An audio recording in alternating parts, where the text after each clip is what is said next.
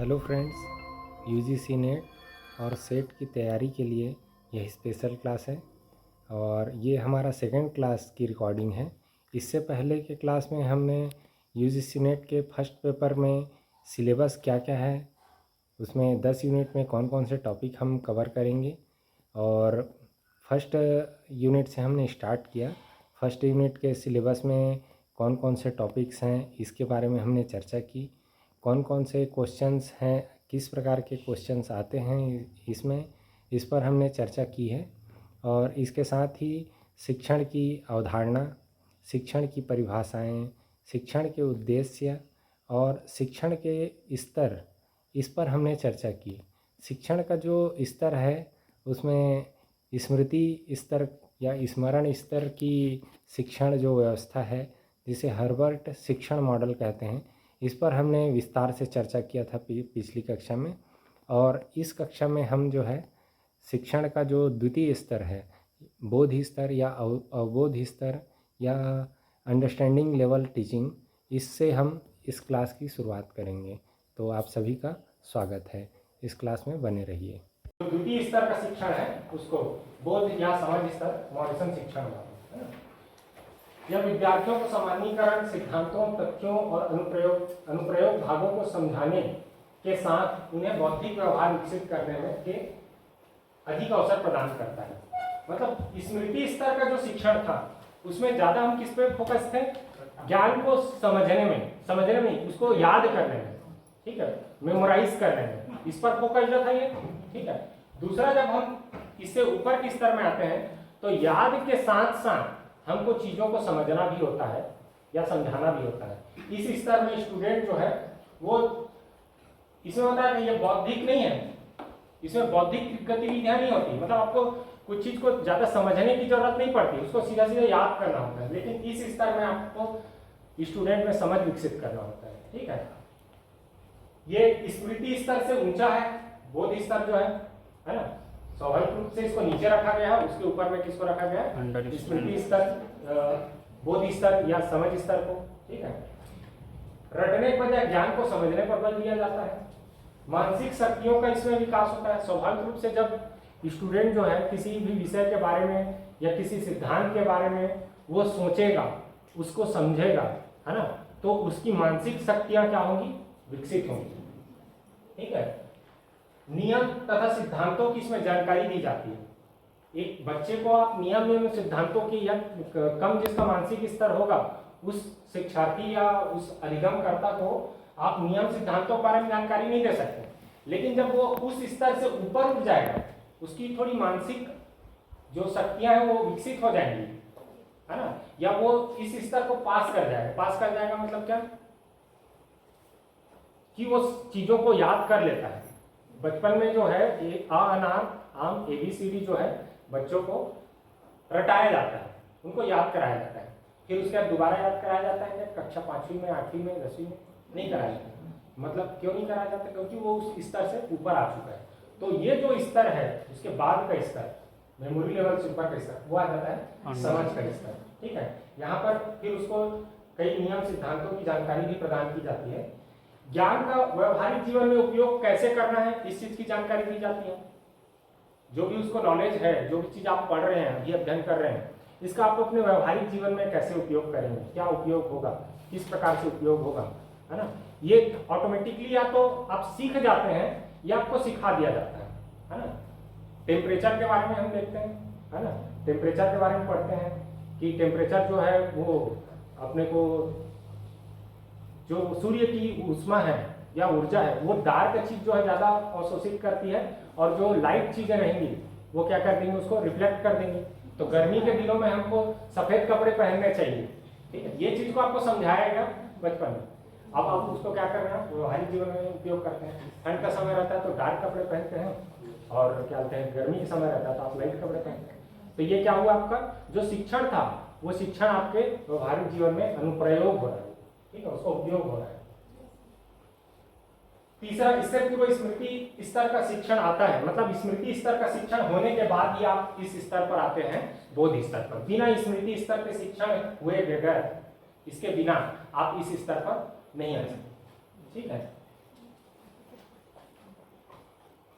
इस शिक्षण जो सिस्टम है, ये प्रणाली है ना, इसका उद्देश्य क्या है, इसके ऑब्जेक्टिव्स देखते हैं।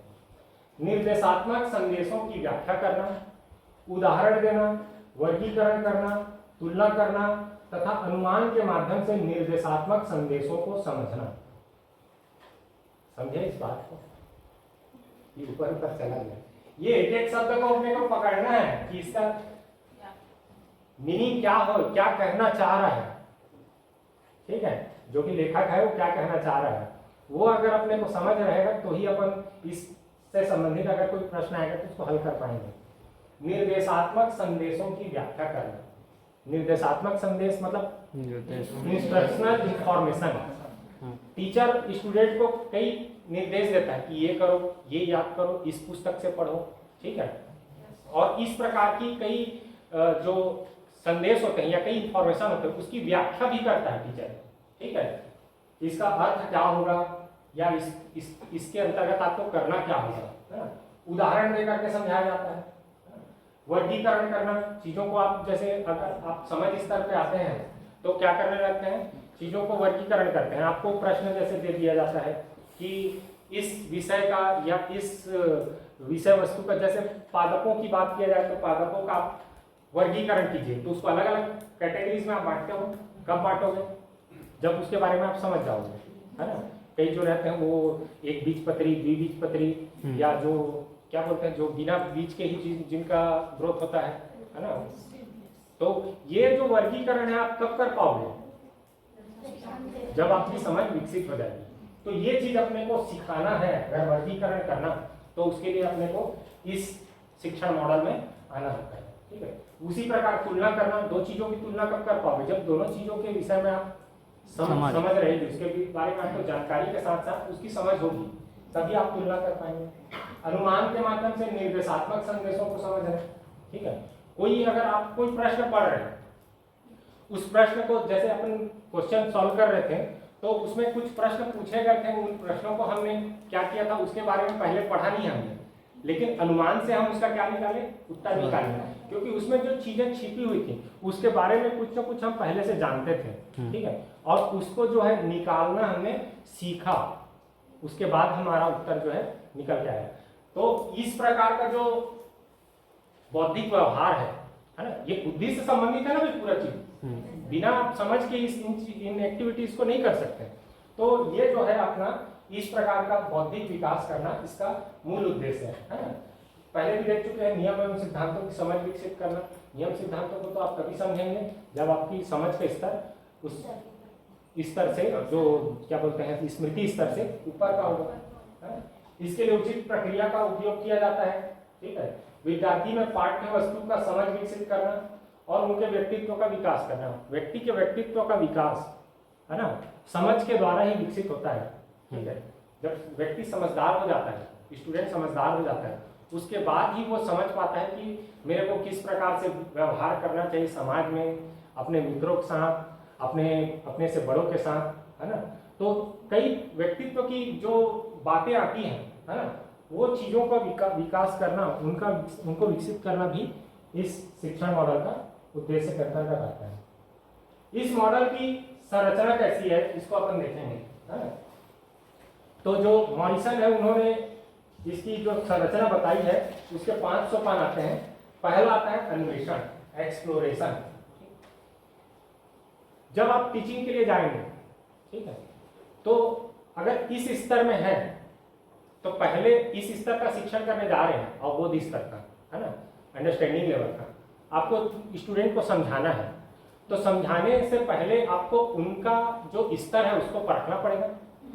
ठीक है, अन्वेषण वो क्या कहलाएगा, अन्वेषण।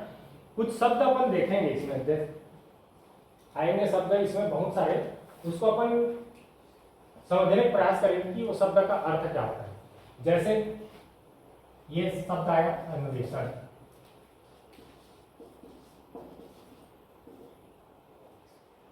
किन शब्दों से मिलकर बना है, अनुधन। संधि करना सीखना है अपने को, अनुधन ऐसा। अनुवेश अनु शब्द का अर्थ जानते हैं? छोटा छोटा छोटा या बाद का, ठीक है। एस जो धातु धातु धातु जानते हैं क्या है? धातु किसे कहते हैं? मेटल वाला धातु नहीं, भाषा में धातु होता है मूल शब्द, एक प्रकार से उसको क्या कह सकते हैं? मूल शब्द। उस मूल शब्द से ही अन्य शब्दों की उत्पत्ति होती है। अगर उस मूल शब्द की समझ अपने को है तो फिर अपन अन्य शब्दों को भी क्या कर सकते हैं? उसका अर्थ समझ सकते हैं या निकाल सकते हैं, ठीक है।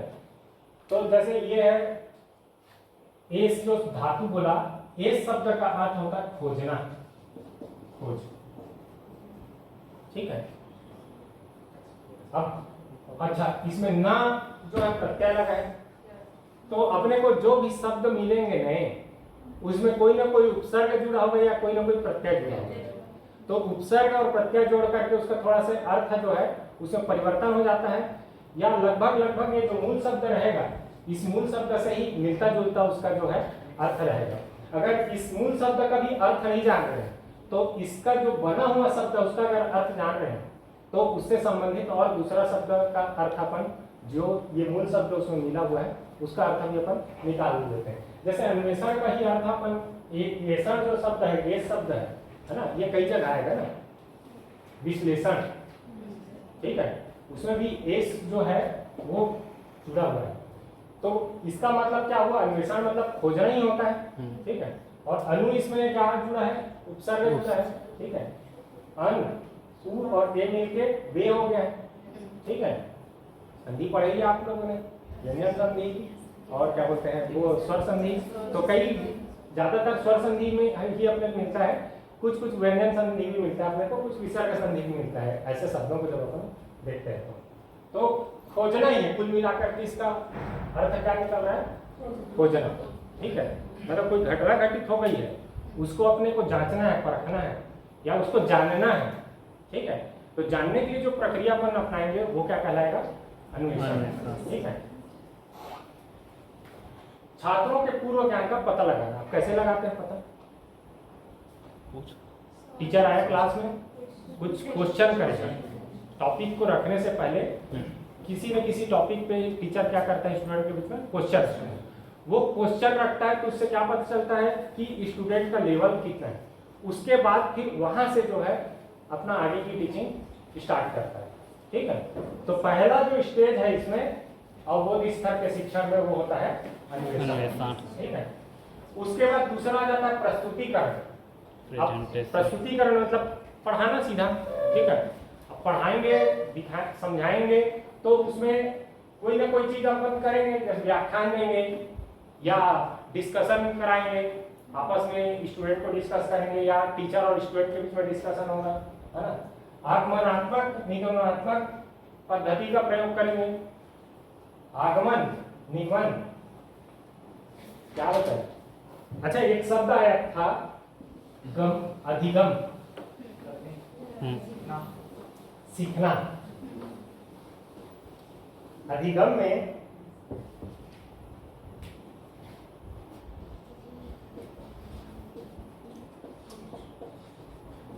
उपसर्ग क्या है? अधि, और ये मूल शब्द क्या है उसमें? गम,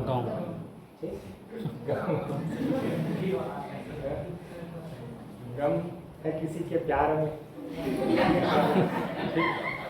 तो ये वाला गम नहीं है, किसी के यादों में डूबे रहने वाला गम नहीं है।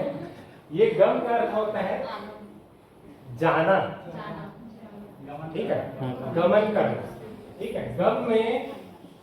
गम में जो संस्कृत का धातु है ना, इसी से गच्छ बना है, गच्छति, गच्छते, आगच्छति, गच्छन्ति, आगच्छ कर देते तो आना, लेकिन उसमें भी वही धातु जुड़ा है, गम, ठीक है, उसी से ही बना हुआ। इसमें अगर ना जोड़ देते हैं तो क्या हो जाता है? गम। ये न प्रत्यय है।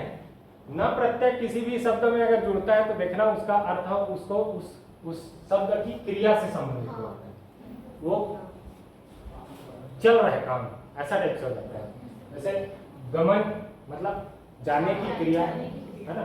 इसी का हिंदी में जब आता है तो वो ना हो जाता है, खेलना, कूदना, है ना, दौड़ना, भागना।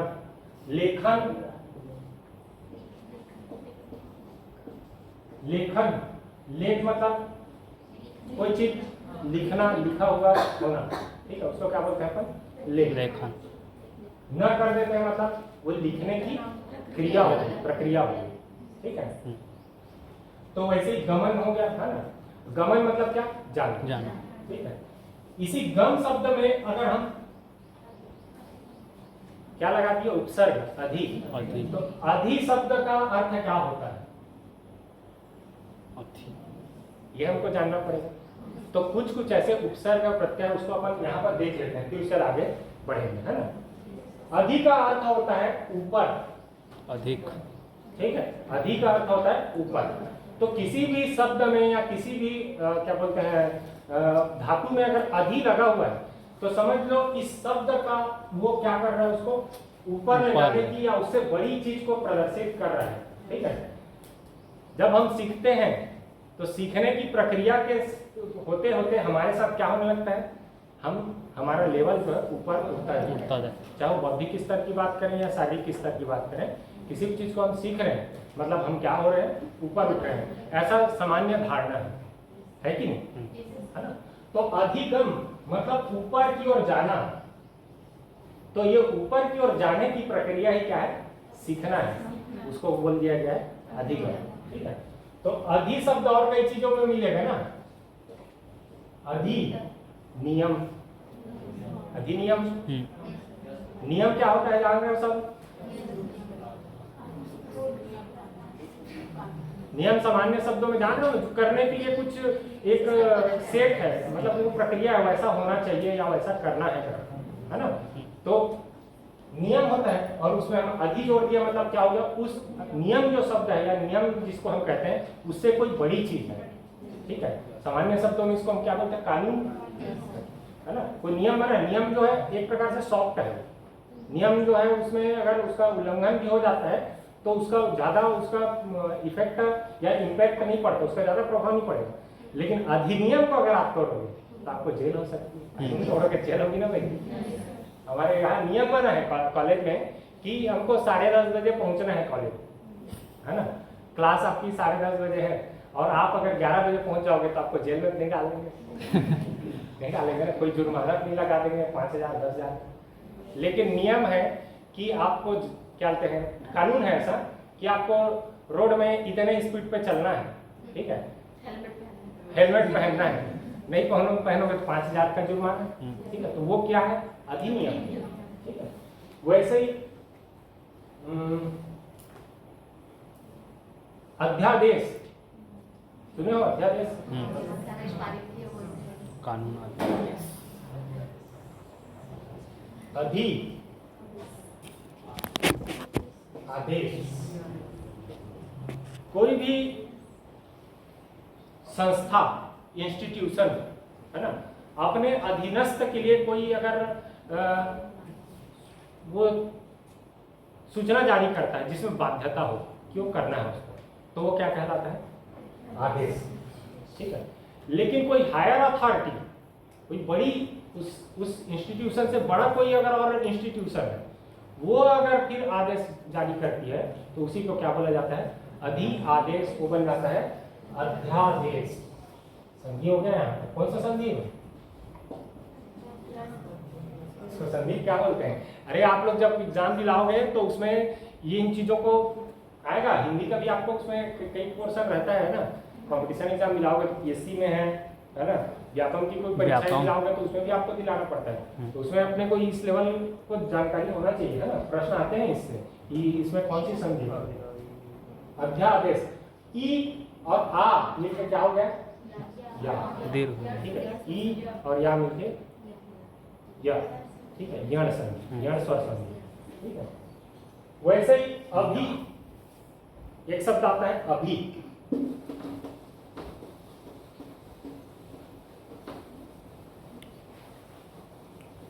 अभी का अर्थ भी वैसा ही कुछ होता है।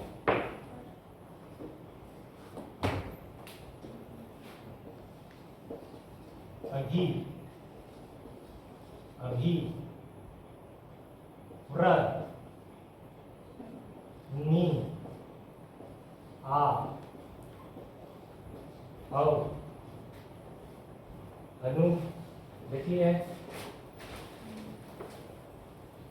ठीक, ये ऐसे कुछ महत्वपूर्ण उपसर्ग हैं जो इसमें अपने को देखने को मिलेगा, है ना। तो अधि मतलब क्या बताए, ऊपर ऊपर का आदेश है अध्यादेश, ठीक है। सम इसका मतलब क्या होता है, समान, ठीक है।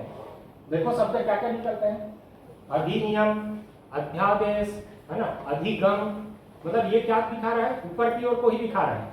और उसका अपना आदेश शब्द को जानते हैं, अध्यादेश है तो उसका अर्थ पता चल गया क्या है, अध्यादेश का अर्थ क्या निकल रहा है, अधिनियम का अर्थ पता चल गया ना, ठीक है। क्योंकि अब नियम का अर्थ जान रहे हैं, हम आदेश का अर्थ जान रहे हैं, सामान्य शब्द है, इसको सुनते रहते हैं, हम जीवन में अपने उपयोग करते रहते हैं। वैसे अभी शब्द भी जुड़ जाता है कहीं पर, अभिमान, अभिमान, बहुत अभिमानी हो तुम, ठीक है। अभिलाषा, एक शब्द और आता है इसमें, परी, ठीक है, ठीक। तो अभी मतलब जुड़ा, मतलब अभी जो शब्द आएगा वो उस शब्द की विशिष्टता को बढ़ा देता है, मतलब थोड़ा स्पेशल बना देता है उसको, और ज्यादा अर्थ में चेंजेस नहीं आता है। इसमें जो है वो बहुत ज्यादा ऊपर उठा देता है शब्द के अर्थ को, ठीक है। ये जो है उसके शब्द में थोड़ा से उसको क्या बोला जाए, सौंदर्यता बढ़ा देता है, या उसकी क्वालिटी को थोड़ा बढ़ा देता है, अर्थ में ज्यादा चेंजेस नहीं आता है। तो कई अभिप्रेरणा, तो प्रेरणा ही है वो, ठीक है, अभिक्रिया, ठीक है, क्रिया ही है वो, ठीक। तो ज्यादा उसमें अंतर नहीं आ रहा है ना। तो अभी शब्द जुड़ा है तो उसका अर्थ उसके जिसके साथ जुड़ा हो लगभग वैसा ही है उसका अर्थ, थोड़ा से उसको क्या बना देता है, उसको थोड़ा विशिष्टता बना देता है, विशिष्ट बना देता है। वैसे प्र शब्द कहीं पर जुड़ा मतलब कि उस शब्द के साथ क्या है, एक प्रोसीजर जुड़ जाता है, एक प्रक्रिया जुड़ जाती है, ठीक है। जैसे प्रक्रिया, ठीक है, क्रिया मतलब कार्य करना, कुछ कार्य होना या करना, क्रिया, ठीक, कुछ भी घटना घटित होना, वो क्या है, वो क्रिया। लेकिन प्रक्रिया बोल रहे हैं तो वो घटना घटित होने के लिए या वह कार्य को करने के लिए एक निश्चित पैटर्न रहेगा उसका, है ना, एक निश्चित उसके लिए क्या बोलते हैं, पूर्व निर्धारित क्या बोला जाए, योजना के तहत ही वो कार्य, वो क्रिया होगा, उसी को हम क्या बोलेंगे, प्रक्रिया, ठीक है, क्लियर है। वैसे और प्रशासन, शासन मतलब शासन का अर्थ है प्रवचन, ठीक है। शासन मतलब किसी के ऊपर सत्ता स्थापित करना, किसी को आदेश निर्देश देना, ठीक है, ये शब्द का अर्थ होता है शासन, ठीक है। प्रशासन बोलते हैं तो क्या जाता है, उस शासन के नीचे या उसकी जो मशीनरी है जो काम करती है, जैसे हमारे यहाँ कलेक्टर हो गया, है ना, या एसपी हो गया, है ना, या फिर क्या बोलते हैं एसडीएम हो गया, तहसीलदार हो गया, ये सब हमारे सरकार के क्या है, मशीनरी के अंतर्गत आते हैं, मतलब सरकार का जो काम काज चलना है इनके द्वारा किया जाए, प्रशासनिक तो इनकी क्रियाविधि है करने की, एक प्रोसीजर है, वो बिना ऐसे ही नहीं कर सकते, कुछ भी कर रहे हो प्रशासन नहीं है, उसके लिए एक निश्चित प्रक्रिया है, निश्चित नियम है ना, उसके तहत वो जो है वो शासन सत्ता चल रहा है, इसलिए उसको क्या बोला जाता है, प्रशासन, ठीक है। वैसे नी शब्द आता है, नी निराशा, उसमें नीर है, ठीक है, नीर भी कह सकते हैं, लेकिन ये दोनों अलग है, ठीक है। नी शब्द जो है नीचे को दर्शाता है, नीचे की ओर, ठीक है, निम्नलिखित है कहते हैं, ठीक है। तो जो नी शब्द आएगा, जैसे निगमन तो शब्द आया कहीं पर, निगमन, ठीक है, नीचे गमन मतलब जान रहे हैं अपन, निगमन मतलब नीचे की ओर, ठीक है। और नी से शब्द बताओ,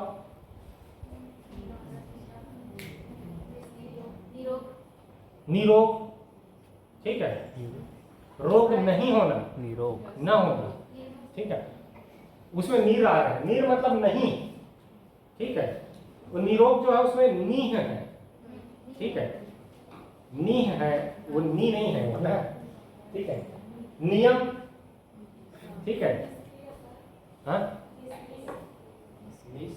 उसमें नी है, वही कह सकते हैं, वो भी है ना, नी, हाँ? निवारण, ठीक है, निरोग, इसमें क्या शब्द है, नी नी, ठीक है।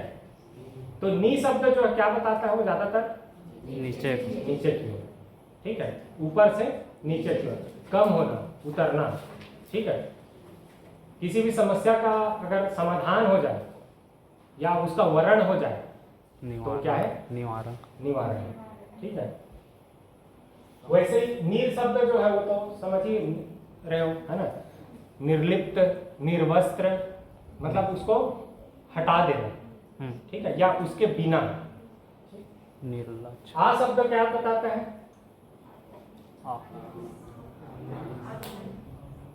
आने आ शब्द बताता है ऊपर की ओर जाना, ठीक है,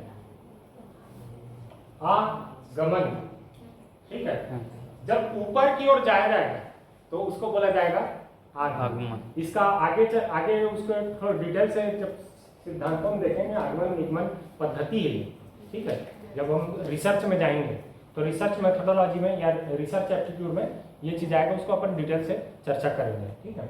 जब नियमों को अपने को बनाना रहता है, क्लास में अपन डिस्कस किए थे ना, विशिष्ट से, विशिष्ट क्या चीज है और सामान्य क्या चीज है, ठीक? नियम जो रहते हैं या कोई सिद्धांत वो सामान्य होता है, ठीक है, वो सभी जगह लागू होता है, इसलिए वो क्या है, सामान्य होता है। और कोई घटना अगर घटित हो रहा है तो वो क्या होता है, विशिष्ट। अगर बहुत सारी घटनाएं हो रही हैं वैसे ही एक जैसे, उसमें एक पैटर्न दिख रहा है, तो हम उससे कोई निष्कर्ष निकाल सकते हैं और वो निष्कर्ष ही क्या बन जाएगा, नियम या सिद्धांत। तो नीचे की ओर विशिष्ट रहेगा, घटनाएं क्या रहेंगी, स्पेशल रहेगी, और नीचे की ओर रहेगी। उन सब से हम कहाँ जा रहे हैं, ऊपर की ओर जा रहे हैं, सामान्य की ओर, सिद्धांत की ओर। तो ये क्या हो गया, हम नीचे से कहाँ गए, ऊपर, धरातल से सिद्धांत की ओर। तो ये हो गया आगमन, ठीक है। वैसे ही कोई सिद्धांत है, उस सिद्धांत का अपने को परीक्षण करना है, ठीक है। तो कोई सिद्धांत का परीक्षण करना है, नियम का परीक्षण करना है, तो हम उस नियम को लेकर के कहाँ जाएंगे, धरातल पर जाएंगे या स्पेसिफिक प्लेस पे जाएंगे, है ना, या स्पेसिफिक पर्सन से मिलेंगे, ठीक है। व्यक्तिगत रूप से हम चीजों को, घटनाओं को देखेंगे, विशिष्ट घटनाओं को देखेंगे, विशिष्ट व्यक्तियों से मिलेंगे, और वो विशिष्ट कहने का मतलब वो पर्टिकुलर रहेगा, है ना। और ऐसे बहुत सारे पर्टिकुलर को हम देखेंगे तो फिर अपना वो सिद्धांत सही है कि नहीं ये पता चलेगा, ठीक है। तो हम क्या के सिद्धांत से धरातल में है, मतलब ऊपर से नीचे की ओर। तो किसी सिद्धांत का परीक्षण करना होता है तो हम उस पद्धति को बोलते हैं निगमन, ठीक है। वैसे ही आप जैसे आरोहण, ध्वजारोहण बोलते हैं ना, ध्वज आरोहण, आरोह, रोह जो शब्द है वो क्या दिखाता है, वो मतलब चलना खिसकना को दिखाता है, ठीक है। आरोह मतलब कि ऊपर की ओर, आरोही क्रम में जमाइए बोलते हैं, तो घट कम से ज्यादा की ओर जाते हैं, मतलब क्या हो रहा है, नीचे से ऊपर। उसी का अपोजिट अव हो जाता है, ठीक है, अव अवरोही या अप, दोनों लगभग एक जैसे हैं, ठीक है। अव मतलब भी नीचे और अप मतलब भी नीचे, है ना, गिरना, गिराना, नीचे की ओर जाना, ठीक है।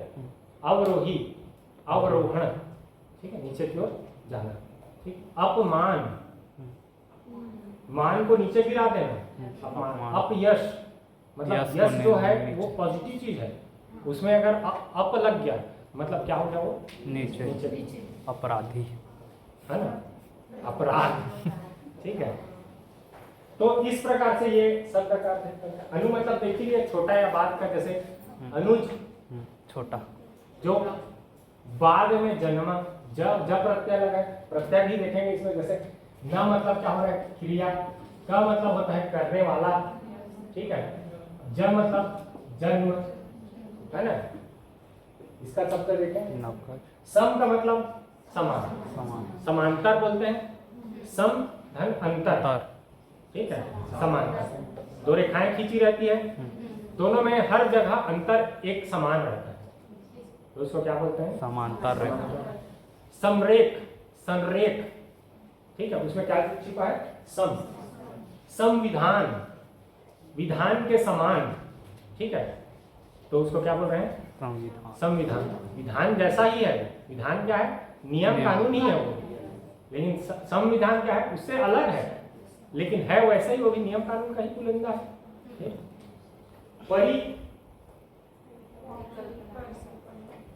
परिकल्पना, परी मतलब वो जो आसमानों में उड़ती है, बाकी परी वो परी होती है ये ऐसा वाला ना? ये परी कौन होती है? इसका अर्थ परी मतलब चारों, ठीक है। परी धन आवरण, पर्यावरण, या पर्यावरण, परियोजना मतलब अगर कोई अपने को काम करना है तो उसके लिए उसका पूरा अपना सेटअप जो बनाएंगे, है ना, पूर्ण सेटअप, उसको क्या बोलेंगे? परियोजना, है ना, इंग्लिश में प्रोजेक्ट बोल देते हैं। और परिवार का जुड़ा है, उसमें भी परि ही जुड़ा है, ठीक है। और परिचय, परित्याग, परिचय, परीक्षा, ठीक है। एक शब्द आएगा और जो धातु बोल रहे हैं ना, एस मतलब खोजना, वैसे इच्छ, दोनों एक दूसरे से मिलता जुलता है। इसका मतलब होता है जांचना, परखना, ठीक है। तो परि धन इच्छ या इच्छा, ये वाला इच्छा है ना, वो इच्छा नहीं है, वो इच्छा मतलब कि डिजायर, है ना, या क्या बोला जाए, करने की चाहत, ठीक है। वो आधा चाह मिले छाता वाला, ठीक है। ये इच्छा मतलब जांचना, परखना, ठीक है। तो परिधन इच्छा, परीक्षा, इसी से फिर और कई शब्द मिल गया है, बन गया है। परीक्षण न जुड़ गया, प्रक्रिया आ गया, मतलब वो क्रिया बन गया, है ना। यही न जो है ऋणा भी बन जाता है ना कहीं पर, जहाँ र रहेगा वहां पर वो न नहीं होता, वो ऋणा हो जाता है ज्यादातर, ठीक है। परिणाम बोल रहे हैं, ठीक है, तो उसमें परि और नाम जुड़ा हुआ है, तो परिणाम ही क्या हो गया? परिणाम हो गया। हाँ, करने वाला के में क्या हो जाएगा? प्रत्यय क लग जाएगा। जैसे लेखन मतलब लिखने की प्रक्रिया, लेखक क जुड़ गया उसमें, मतलब लिखने वाला, है ना, कर्ता के भाव में आ जाता है, नाम का। वैसे ज आता है, तो ज का मतलब जन्म, ठीक है। अनुज बताए बाद में जो जन्म, है ना, जलज जल में जन्मने वाला, नीरज पंकज, पंख में जन्मने वाला, पंख मतलब टीचर, टीचर से निकल के आए हैं, ऐसा है, ठीक है। चले, ऐसे कुछ शब्द आएंगे, अपने को क्या करना है? तोड़ना सीखना है, और वो शब्द जो है उससे मिलता जुलता कोई अपने को और शब्द का अर्थ पता रहता है, तो वो शब्द का अर्थ भी कहीं ना कहीं उससे मिलता जुलता ही है, ये मान के चलना आप लोग। जब अपन क्वेश्चन सॉल्व करेंगे तो उसमें कई अपने को देखने के लिए मिलेगा, ठीक है। कुछ नीचे काट दिया। अगला इसमें आता है अनुकूलन, एडॉप्शन। अब आपने छात्र का अन्वेषण कर लिया, उसके ज्ञान स्तर को जांच लिया, अपने प्रस्तुतिकरण दे दिया, उसको जो भी ज्ञान देना था उसको दे दिया, प्रदर्शन करके, समझा करके, दिखा करके। अब उसके बाद उसको आएगा तीसरा जो इसमें स्टेज, वो होता है अनुकूलन, है ना। मतलब वो बच्चा जो है अब अपने बौद्धिक विकास को बढ़ाने के लिए स्वयं वो एक्टिविटी करेगा, स्वयं क्रियाकलाप करेगा, ठीक है। जैसे आपको वो दे दिया गया क्या, लाइब्रेरी में जाओ और वहाँ बैठ के पढ़ो बोल दिए, पुस्तकें खोज के निकालो और पढ़ो, है ना। तो पढ़ोगे तो आपका क्या हो रहा है? वहाँ पर एडॉप्शन हो रहा है। जो भी समझ या ज्ञान आपको देने का प्रयास किया जाएगा या स्टूडेंट को देने का प्रयास किया जाएगा, वो क्या करेगा? वो उसमें बढ़ोतरी करने के लिए स्वयं एक्टिव होगा, ठीक है। तो इसमें जो है पुस्तकालय में जाना, प्रयोगशाला, स्वाध्याय, है ना, गृह कार्य, होमवर्क दे दिया जाता है, ठीक है, होमवर्क दे दिया जाता है, ठीक है। तो ये जो स्टेज रहेगा इसको बोला जाएगा क्या, अनुकूलन, एडॉप्शन। मतलब नॉलेज को क्या करेगा, वो खुद से अब समझने का प्रयास करेगा, या और ज्यादा जितना आपको आप स्टूडेंट को देंगे उससे और ज्यादा आगे बढ़ने का प्रयास करता है स्टूडेंट। ये लेवल कहलाता है या ये स्टेज कहलाता है अनुकूलन, एडॉप्शन। ठीक है। उसके बाद आता है व्यवस्था। व्यवस्था मतलब कि अब वो सीख गया, वो समझ गया, अब उसको वो जो है व्यवस्थित रूप में प्रस्तुत करेगा।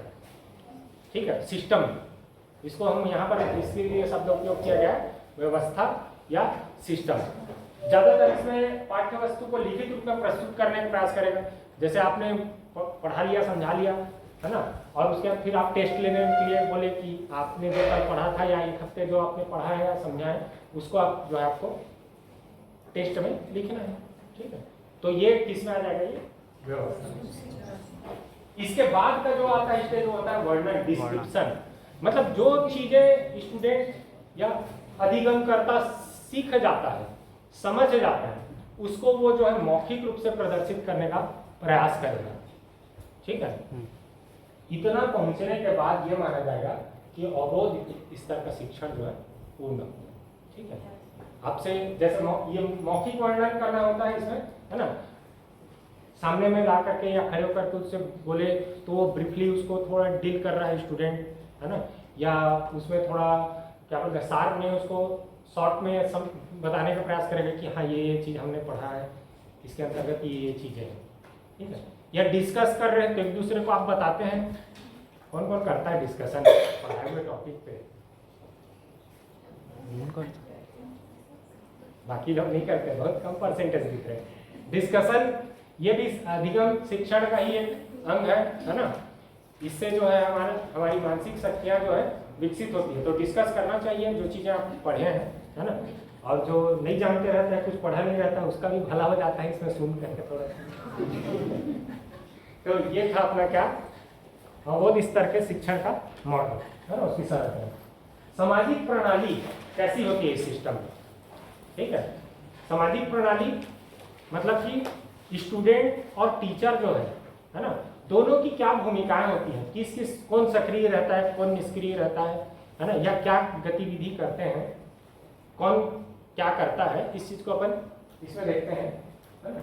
इसमें जो अलग अलग अपन सोपान देखे थे, है ना, अन्वेषण, प्रस्तुतिकरण, अनुकूलन, व्यवस्था, है ना, प्रदर्शन, वर्णन, इसमें जो है अपना अलग अलग, कहीं पर शिक्षक जो है वो एक्टिव रहता है, कहीं पर स्टूडेंट एक्टिव रहता है, या कहीं पर ज़्यादा एक्टिव कौन रहता है, कोई एक ज़्यादा एक्टिव रहता है, कोई कम एक्टिव रहता है। जैसे अन्वेषण स्तर पर शिक्षक जो है अधिक क्रियाशील रहता है। अन्वेषण का जब लेवल रहता है, टीचर क्लास में आता है और वो क्वेश्चन करता है, पूछता है, स्टूडेंट को सुनता है ना, और उसका जवाब देता है। ज़्यादा वहाँ पर एक्टिव कौन रहता है? टीचर। ठीक है। प्रस्तुतिकरण के स्तर पर जो है यहाँ पर भी शिक्षक जो है वो ज्यादा सक्रिय रहता है। ठीक है, स्टूडेंट भी रहता है, लेकिन स्टूडेंट को जो है टीचर जो है क्या करता है, मोटिवेट करने का प्रयास करता है, अभिप्रेरित करता है। ठीक है, लेकिन ज्यादा यहाँ पर भी शिक्षक ही एक्टिव रहता है, क्रियाशील रहता है। अनुकूलन की अवस्था में यहाँ पर से फिर उसका जो अधिगम करता रहता है, जो स्टूडेंट रहता है, वो अधिक सक्रिय हो जाता है। क्योंकि अनुकूलन के स्टेज में क्या करना है, होमवर्क करना है। टीचर से घर जाकर नहीं करेगा, स्वाध्याय करना है, कौन करेगा? स्टूडेंट ही करेगा। लाइब्रेरी में पढ़ना है पुस्तक, लाइब्रेरी का उपयोग करना है, कौन करेगा? स्टूडेंट। तो यहाँ पर अधिगमकर्ता की सक्रियता बढ़ जाती है। व्यवस्था, कोई टीचर ने क्वेश्चन दे दिया या बोल दिया एक बार बस, बाकी चीज दिमाग किसका चलेगा? स्टूडेंट का चलेगा लिखने का। वर्णन करना है उसका तो भी स्टूडेंट ही करेगा। तो इस प्रकार से ये जो है सामाजिक प्रणाली इस सिस्टम में रहता है। मूल्यांकन प्रणाली, इवैल्यूएशन सिस्टम। मूल्यांकन प्रणाली, इसमें हम किस प्रकार का मूल्यांकन कर सकते हैं? मूल्यांकन क्यों किया जाता है शिक्षण में?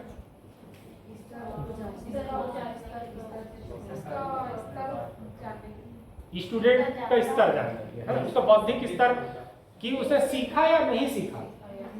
ठीक है, जो चीज उसने पढ़ा है, अध्ययन किया है, या जो चीज़ उसको पढ़ाया गया है उस चीज़ को सीखा कि नहीं सीखा, इस चीज़ को जांचने के लिए ही हम मूल्यांकन प्रणाली का उपयोग करते हैं। ठीक है। अब मूल्यांकन कई रूपों में होता है, पिछली कक्षाओं में हमने देखा। ठीक है, लिखित रूप में हो सकता है, मौखिक रूप में हो सकता है, लिखित में भी वो वस्तुनिष्ठ हो सकता है, ऑब्जेक्टिव टाइप में। ठीक है, अगर स्मृति स्तर का शिक्षण है तो उसके लिए वो ज़्यादा उपयोगी रहता है। ठीक है, सही जोड़ी मिलाओ या फिर खाली स्थान भरो या फिर वो 4 ऑप्शन में से एक को मतलब उसका जवाब ढूंढो, है ना, या फिर वो एक लाइन में जिसका आंसर आता है ना, वो सब ये किस में आ जाता है, ये वस्तुनिष्ठ प्रकार के प्रश्नों में आ जाता है। ये किस में आएगा, स्मृति स्तर में। वैसे ही निबंधात्मक प्रश्न आता है डिस्क्रिप्टिव लेवल का। ठीक है, उसमें क्या करते हैं, एक प्रश्न रहता है और उसकी पूरी व्याख्या करनी होती है, उसका पूरा वर्णन करना होता है, तो ये भी एक मूल्यांकन का तरीका होगा। तो जो अपना स्मृति स्तर का शिक्षण था, मेमोरी लेवल का जो एजुकेशन था, सिस्टम था, है ना, उसमें क्या किए थे अपन, ज़्यादातर जो है वो ऑब्जेक्टिव टाइप के ही क्वेश्चन का प्रयोग करते थे। लेकिन इसमें जो है आप समझ की जो परख करनी है, आपको पहचान करनी है, तो इसमें आप जो है ऑब्जेक्टिव टाइप काम नहीं आएगा। ठीक है, हायर लेवल के जो है वो केवल ऑब्जेक्टिव टाइप में आपकी याददाश्त को आपका परखा जा रहा है ना, लेकिन आप समझे हो कि नहीं समझे हो, इस चीज़ को आपको अगर जांचना है तो फिर कौन सा यहाँ पर मूल्यांकन प्रणाली काम आएगा, निबंधात्मक। ठीक है, डिस्क्रिप्टिव, ठीक है, या व्याख्यात्मक। इस स्तर पर अधिक व्यापक मूल्यांकन करने में तथा परीक्षणों और उपकरणों के लिए उचित योजना की आवश्यकता पड़ती है ना। हर लेवल में हमको परीक्षण करना होता है, मूल्यांकन करना होता है। अन्वेषण कर रहे हैं वो भी अपने आप में परीक्षण ही है। ठीक है, जब प्रस्तुतिकरण भी करेंगे तो वहां पर भी मूल्यांकन करना होता है टीचर को, भले वो मौखिक रूप से करेगा। समझ आया? ये क्या हुआ अपना प्रस्तुतिकरण के बीच में ही मूल्यांकन हो गया। टीचर बोलता है ना समझ आया, या फिर क्या बोलते हैं इसमें क्लियर हुआ नहीं हुआ, तो फीडबैक लेते हुए ये करना क्लास में। प्रस्तुतिकरण के जो स्तर है, सोपान है, उसमें ही मूल्यांकन हो गया।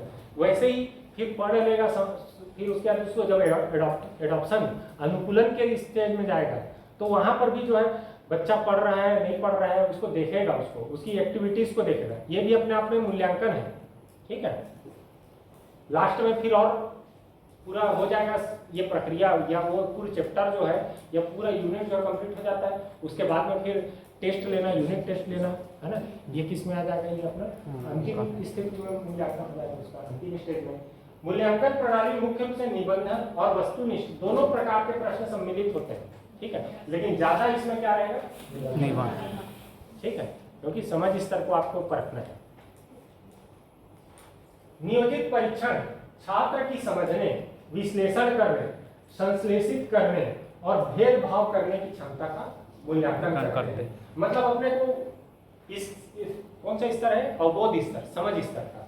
तो इसमें अपने को किस क्या क्या सिखाना रहता है, पहले तो उसमें देखे ना, उसका क्या क्या सीखता है वो करना, परीक्षण करना, निरीक्षण करना, विश्लेषण करना, नियम सिद्धांत, इस चीज का अध्ययन करता है। तो इस चीज का अध्ययन करने के बाद उसमें क्या चीज का विकास होता है, उसकी समझने की क्षमता, ठीक है, उसका विश्लेषण करने की क्षमता, संश्लेषण करने की क्षमता। विश्लेषण और संश्लेषण, विश्लेषण मतलब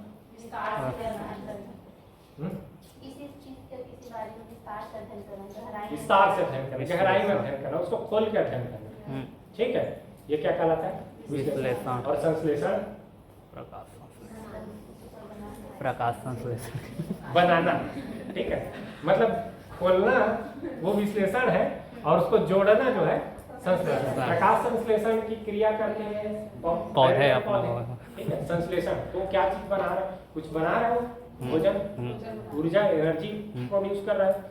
तो वो कैसे कर रहा है, वो पानी से ऑक्सीजन ले रहा है, ठीक है, और सूर्य की रोशनी और कार्बन डाइऑक्साइड से क्या ले रहा है, वो कार्बन डाइऑक्साइड, ठीक, कार्बन ले रहा है। ठीक है, तो इस प्रकार से क्या कर रहा है, वो नया चीज बना रहा है वो। ठीक है, भोज्य पदार्थ बना रहा है ना, कार्बोहाइड्रेट का उत्पादन कर रहा है। ठीक, तो इस प्रकार से नए चीज का निर्माण करना ही क्या है, संश्लेषण। ठीक, संश्लेषण शब्द आएगा उसका मतलब ये मान के चलना कि वो किसी चीज के निर्माण की बात कर रहे हैं। भेदभाव करना, ठीक है, भेदभाव करना सीख जाता है स्टूडेंट एजुकेशन लेने के बाद भेदभाव करना है, ठीक है, मैं अच्छा तू बुरा ऐसा। भेदभाव करने का मतलब यहाँ पर तुलना करना, ठीक है, पहचानना क्या अंतर है, ठीक है, इस चीज का भी हम परीक्षण करते हैं इसमें, इसकी क्षमता का मूल्यांकन करते हैं। इसके साथ ही मौखिक और लिखित परीक्षणों का उपयोग करके इन क्षमताओं की जांच की जा सकती है। बताया ना, समझ आ रहा है नहीं आ रहा है ना, या इसके या स्टूडेंट जो है उसका अपने तरफ से फीडबैक देता है कि मेरे को ये चीज़ और थोड़ा सा क्लियर करो, तो उसको टीचर और क्लियर करता है। तो ये मौखिक रूप से भी वहाँ परीक्षण होते रहता है स्टूडेंट का, ठीक है। हमारे साथ ऐसा ऐसा होते आ रहा है, हम लोग को पता ही नहीं था। तो ये आपके साथ आप इस प्रक्रिया से गुजरे हो, अब उस प्रक्रिया में अगर आपको जाना है तो आपको ये चीजों को जानना थोड़ा समझना पड़ेगा, ठीक है। ये है अच्छा, व्यवहारिक ज्ञान क्या परीक्षण किया जाता है कि वो जो चीजें सीखा है उसको अप्लाई कर पा रहा है कि नहीं, उसका अनुप्रयोग कर पा रहा है कि नहीं, ठीक है। जो चीजें सीख गए समझ गए हैं लेकिन प्रैक्टिकल लैब में गए हैं और क्या करना है वहां भोपाए खड़े हैं तो वो क्या हो रहा है, वो ज्ञान का अनुप्रयोग नहीं, या तो वो सीखा नहीं होगा, अधिगम की प्रक्रिया पूर्ण नहीं होगी, ठीक है, या फिर वो सीख गया है लेकिन उसका अनुप्रयोग तक वो नहीं पहुंचा है, ठीक है, क्लियर है। तो व्यवहारिक अनुप्रयोग को भी सीखा जाता है, तो प्रैक्टिकल के माध्यम से ही इस चीज का परीक्षण किया जाता है। नेक्स्ट देखते हैं इस स्तर के लिए सुझाव क्या क्या है। स्मृति स्तर के शिक्षण में हमको क्या क्या करना चाहिए। स्मृति स्तर शिक्षण की परीक्षा में सफल होने पर ही छात्र को बोध स्तर के शिक्षण में प्रवेश दिया जाए, मतलब जब वो उसका मेमोराइजेशन पावर उसमें है, वो चीज़ों को याद कर सकता है। मैं बताते जा रहा हूँ यहाँ क्लास में, आप सुने सुने सुने एक कान से सुने और दूसरे कान से निकाल दिए वाली अगर स्थिति हो जाएगी तो फिर ये क्या हुआ, ये आप स्मृति स्तर के शिक्षण में आप पास नहीं हुए, ठीक है। उसको अगर पूर्ण कर लेते हो, है ना, मतलब सुन रहे हो, जो चीज़ सुनते हो और उसको याद अगर माइंड में रह जाता है, तभी आप जो है समझ स्तर के शिक्षण में प्रवेश कर सकते हो या करना चाहिए, ठीक है।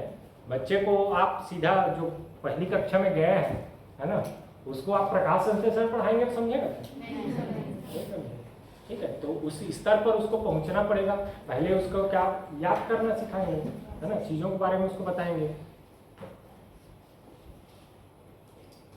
इसी प्रकार इस स्तर के जो सोपान है उसको समुचित ढंग से उसका अनुसरण करना चाहिए, मतलब स्टेप बाय स्टेप जो स्टेप उसका बना हुआ है उस स्टेप में ही चलना चाहिए, है ना। क्लास में गए और सीधा स्टूडेंट को बोल दिए किसी चीज़ का वर्णन करने के लिए, तो कर पाएगा भाई, उसने पढ़ा ही नहीं है वो चीज़ को, उसने जाना ही नहीं है उस चीज़ को, समझा ही नहीं है, तो वर्णन कर पाएगा नहीं कर पाएगा। या उसके लिए कुछ लिख पाएगा क्या, नहीं लिख पाएगा। सीधा बोल दिया कि लाइब्रेरी में जाओ पढ़ के आना, बता ही नहीं क्या पढ़ना है, टीचर ने कोई इंस्ट्रक्शन ही नहीं दिया, अनुदेश ही नहीं दिया कोई, ठीक है, निर्देश ही नहीं दिया, कैसे होगा। तो इसलिए वो जो स्टेप था ना, अन्वेषण, फिर उसके बाद उसका प्रस्तुतिकरण, है ना, उसके बाद उसका एडॉप्शन, ये स्टेज से ही उसको सोपान के अनुसार ही अपने को चलना चाहिए, ठीक है। बोध स्तर के विभिन्न सोपानों की परीक्षाओं में सफल होने पर ही अगले सोपान में प्रविष्ट किया जाए, है ना। पहले अन्वेषण कर लिए कि किस लेवल के हैं स्टूडेंट की जो मानसिक क्षमता है वो, है ना, उसके बाद ही उसको फिर पढ़ाना स्टार्ट करते हैं। उसकी अगर क्षमता जो है ज़्यादा थोड़ा कम लेवल की है, ठीक है, तो उसको लो लेवल से अपने को स्टार्ट करना पड़ेगा समझाना। अगर हाई लेवल की है तो लो लेवल से समझाने का कोई औचित्य नहीं बनता, ठीक है, समय की उसमें व्यर्थता होगी। तो ऐसे फिर उसके बाद अन्वेषण हो गया, फिर अब जब प्रस्तुतिकरण देना मतलब वही समझाना, व्याख्यान देना, ठीक है। अब व्याख्यान दे रहे हैं, व्याख्यान देने के बाद अगर वो व्याख्यान को समझ गया है, ठीक है, हाँ क्या क्या चीज़ होता है इस विषय वस्तु के अंतर्गत, मतलब इस विषय के अंतर्गत क्या क्या विषय वस्तु हैं, ये चीज़ों को जान लिया, समझ लिया, उसके बाद ही उसको आप बोलोगे कि ये पढ़ाई करो या फिर ये गृह कार्य दोगे, ठीक है ना। तो वो हर एक स्टेज में क्या चलेगा, इसका परीक्षण चलेगा, और एक स्टेज का परीक्षण में अगर सफल हो जाता है उसके बाद ही अगले स्टेज में उसको जाना चाहिए, अगले सोपान में जाना चाहिए, शिक्षक को पाठ्य वस्तु में तल्लीन होने के साथ साथ छात्रों को मनोवैज्ञानिक ढंग से अभिप्रेरणा भी दी जानी चाहिए। मतलब विषय वस्तु में एकदम डूब जाना चाहिए। ठीक है, तल्लीन यहाँ कहने का मतलब इसका लीन भावार्थ ये है कि उसको अच्छा पकड़ होना चाहिए अपने विषय वस्तु। ठीक है, और वो जो है छात्रों को अच्छे से व्याख्यान भी दे, है ना, उसको समझाए, और साथ ही साथ उनको अध्ययन करने के लिए, स्व अध्ययन करने के लिए या और सीखने के लिए क्या करे, उसको प्रेरित करे। ठीक है, उसको मोटिवेटेड रखे। ठीक है ना, जिससे क्या होगा, छात्रों में अध्ययन के प्रति लगन हो सकता है ना। अगर उसको मोटिवेटेड ही नहीं रहेगा, आप मोटिवेटेड ही नहीं रहोगे, सेल्फ मोटिवेशन नहीं रहेगा आप में, या कोई मोटिवेशन नहीं रहेगा, तो फिर पढ़ोगे क्या, पढ़ाई करोगे? मोटिवेशन कई प्रकार का हो सकता है कि अच्छा नंबर लाना है मेरे को, मेरे चीज़ों को सीखना है, जानना है ना। ये चीज़ें क्या है आपके अंदर भावनात्मक, ये मोटिवेशन के अंतर्गत आ जाता है, विप्रेरण के अंतर्गत आ जाता है, तब तो आप पढ़ोगे ना।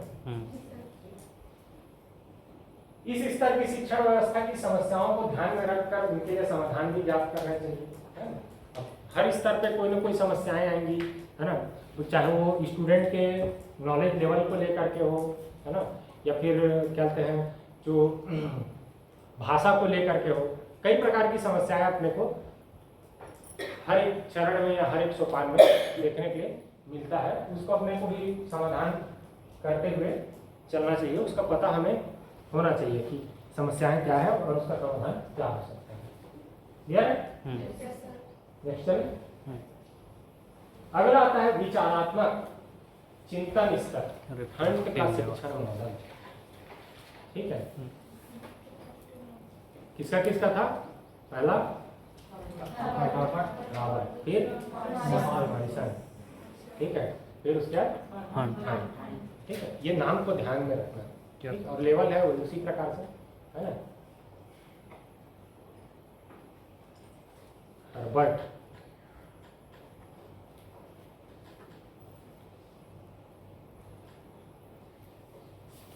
यह जो शिक्षण मॉडल है इसको हंट ने किया, ये ज्यादा विचारशील प्रक्रिया है। ठीक है, ज्यादा ये क्या क्या है, ये इसमें बौद्धिक जो है क्षमता का लेवल जो है अधिक होता है। ठीक है, छोटे या मध्यम स्तर के शिक्षार्थी के लिए उतना उपयोगी नहीं आता, वहां पर जो है इसका उपयोग कम किया जाएगा। बताया ना, तीनों शिक्षण स्तर जो है सब जगह काम करता है, लेकिन उसकी मात्राएं जो है, स्टूडेंट का जो लेवल है, उसका आयु संरचना है, उसके आधार पर इसकी मात्राएं कम ज्यादा होती है। तो जो ज्यादा उच्च आयु वर्ग के जो अधिगम करता है या स्टूडेंट है ना, उसके लिए जो है ये वाला शिक्षण मॉडल जो है ज्यादा उपयोगी है ना। इसमें छात्र प्राथमिक स्थान पर है और शिक्षक जो है माध्यमिक स्थान ग्रहण करते हैं। ठीक है, मतलब ज्यादा इसमें एक्टिव कौन रहता है इस लेवल पे? स्टूडेंट रहता है। ठीक है, मतलब टीचर का यहाँ पर जो है वैल्यू थोड़ा से कम हो जाता है। ठीक है, वैल्यू मतलब उसकी क्रियाशीलता या एक्टिविटी जो है कम हो जाती है। एक शिक्षार्थी इस स्तर को स्मृति स्तर और बुद्धि स्तर के लाभ के बाद ही प्राप्त कर सकता है ना। पहले उसको याद करना होगा, फिर उसका चीजों को समझना होगा, फिर वो विचारशील बनेगा ना, चीजों के बारे में अपना विचार रख पाएगा। जब समझेगा क्या विचार रखेगा। ठीक है, चिंतनशील स्तर शिक्षार्थियों को जीवन में वास्तविक समस्या संबंधी स्थितियों को हल करने के लिए प्रेरित करता है। ठीक है, वो केवल थ्योरी था। ठीक है, अब एक्चुअल में उसका जो एप्लीकेशन जो है ये इस तरह है, आप चीजों को समझ रहे हैं, जान रहे हैं, अब समाज में आपको शिक्षण या शिक्षा का या आपके ज्ञान का उपयोग करना है, तो वो उपयोग तभी कर पाओगे ना जब आप विचारशील हो, है ना। और मूलतः ये जो है समस्या के समाधान से ही संबंधित है, विचारात्मक चिंतन स्तर जो है। इस स्तर पर छात्र को वास्तविक समस्या की स्थिति का सामना करना पड़ता है। ठीक है, जैसे ज्योग्राफी में और सोशियोलॉजी में वो है सोशल इकोनॉमिक सर्वे। ठीक है, तो वो उसमें क्या होता है, टीचर वहाँ कहीं नहीं रहता, उसने इंस्ट्रक्शन दे दिया, अब जाओ तुमको सोसाइटी में जाना है और जा करके लोगों के घर घर जा करके सर्वे करना है। तो आप लोगों का रहन सहन, उनका जीवन यापन, है ना, उनकी आर्थिक स्थिति, उनकी सामाजिक परिस्थिति, है ना, उनका मतलब कुल मिलाकर के उसका पूरा पेरिफेरल अपने को चीज़ों को देखना रहता है। ठीक है, अब देखने के बाद जो है स्टूडेंट क्या करता है, उसको अध्ययन करता है, देखता है कि हाँ गांव में शिक्षा का स्तर ऐसा है, हर घर घर जाकर देख रहा है शिक्षा कितना प्राप्त किया है, कितना पढ़ा है, कितने आयु के हैं, है ना। ये देखने के बाद वो क्या करेगा, उसका एनालिसिस करेगा, उसका विश्लेषण करेगा। ठीक है, और उसके बाद निष्कर्ष में आएगा कि हाँ इस गाँव में शिक्षा का स्तर इतना है, कम है, ज़्यादा है या मध्यम है। ठीक है, आर्थिक स्थिति ऐसी है, कम है, ज़्यादा है या अच्छा है। ठीक है, वहाँ गांव में सामाजिक समस्या कैसी है। ठीक है, लोगों के बीच छुआछूत का भेदभाव थोड़ी है उस गांव में ज़्यादा, लोग एक दूसरे के साथ उसका सामंजस्यपूर्ण माहौल है कि नहीं है वहाँ, लोग जो वहाँ कहते हैं दहेज प्रथा तो नहीं चलती है। ठीक है, तो ऐसे कई प्रकार के उसको परिप्रेक्ष्य में देखता है, समझता है, उसके बाद निष्कर्ष पे आता है। और निष्कर्ष पे आता है तो निष्कर्ष कहाँ से निकालेगा, खुद से निकालेगा कि यहाँ पर ये समस्या है, इसका, और निष्कर्ष में क्या देता है, उसका समाधान भी देता है कि इसका समाधान ये हो सकता है। ऐसा ही होता है। ठीक है, सोशल है कोई। तो ये जो समस्या का समाधान जो खोजना, समस्या को देखा, समस्या से जाकर के उसके रूबरू हुआ स्टूडेंट, है ना, और उसका समाधान भी खोजा, तो ये काम होता है इसमें, इस विचारात्मक स्तर में, है ना। ये तो सोशल स्टडी से रिलेटेड था, है ना। साइंस में भी जाएंगे तो साइंस में भी आप कई प्रकार की समस्याएं आपको इस अपने वातावरण, अपने आसपास दिखेगा, है ना, या फिर अपने को लैब में भी कोई समस्या दिख सकती है, किसी चीज़ का हम अध्ययन कर रहे हैं, है ना, किसी केमिकल रिएक्शन का अपन स्टडी कर रहे हैं, तो उसमें भी अपने को कुछ न कुछ समस्याएं दिखेंगी, उसका अपने को अध्ययन करना है, उससे अपन निष्कर्ष निकालेंगे और कोई ना कोई चीज़ अपन नया खोज के निकालेंगे वहाँ से। तो ये जो है इस स्तर की बड़ी विशेषता है। ठीक है, कक्षा का वातावरण पर्याप्त रूप से मुक्त और स्वतंत्र होना चाहिए इसमें। ठीक है, ये नहीं कि एकदम इतने से इतने यहाँ पर ये बैठेंगे, यहाँ पर ये बैठेंगे और वहीं पर बैठना है, किसी से बात नहीं करना है। ठीक है, अपने से अपना पढ़ना है। ठीक है, तो ये क्या हो गया, एक प्रकार से बंधनात्मक हो गया, बंधन हो गया। ऐसा होता है ना बच्चे लोग, लेकिन इस स्तर में आपसे अपेक्षा ही रहती है कि आप जो है स्वतंत्र हैं। ठीक है, अगर किसी से कुछ डिस्कस करना है उसके लिए स्वतंत्र है ना, आप कुछ नया पढ़ाना चाहते हैं उसके लिए स्वतंत्र है ना। आप इसी, आपका जो करिकुलम बना हुआ है, सिलेबस, पाठ्यक्रम, उसी के अकॉर्डिंग ही आपको पढ़ना है, इसके लिए आप बंधे हुए नहीं, आप स्वतंत्र हो, इंटरनेट से खोज के पढ़ सकते हो। तो इस प्रकार से इस स्तर में क्या होता है, ये मुक्त और स्वतंत्र वातावरण जो है इसमें पर्याप्तता से मिलती है। ये इस शिक्षण स्तर के कुछ गुण हैं और कुछ इसके दोष हैं, है ना, मेरिट्स और डिमेरिट्स को देखते हैं। इस स्तर पर शिक्षण झुकाव शिक्षार्थी पर अधिक केंद्रित है। अच्छा ग्रहण करने वाला। जब हम शिक्षा का प्रकार देखेंगे आगे कक्षा में, तो उसमें अलग अलग प्रकार के शिक्षण देखेंगे।